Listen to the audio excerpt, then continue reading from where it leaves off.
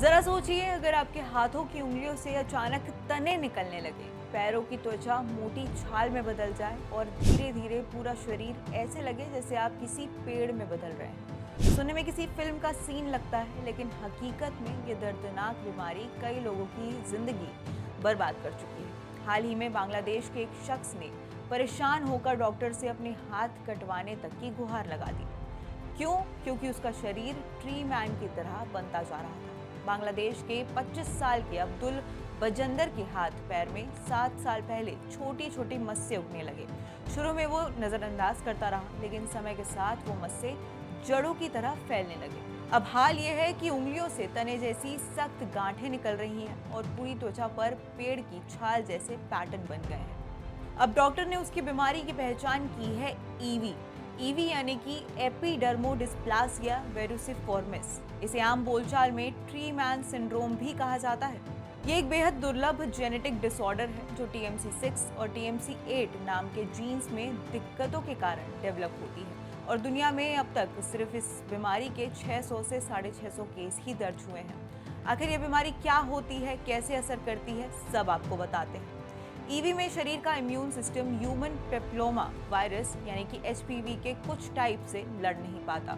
Virus त्वचा की कोशिकाओं पर कब्जा कर लेता है, जिससे मस्सों जैसी गांठें बनने लगती है। वक्त के साथ ये गांठें लकड़ी या छाल जैसी हो जाती है, खासकर हाथ, पैर, चेहरे और कभी कभी धड़ पर भी। ये घाव न केवल भारी होते हैं बल्कि दर्दनाक और इन्फेक्शन और साथ ही इससे स्किन कैंसर का रिस्क भी बढ़ जाता है। डॉक्टर सर्जरी से गांठ हटाते हैं, लेकिन वायरस को पूरी तरीके से खत्म करना मुश्किल होता है।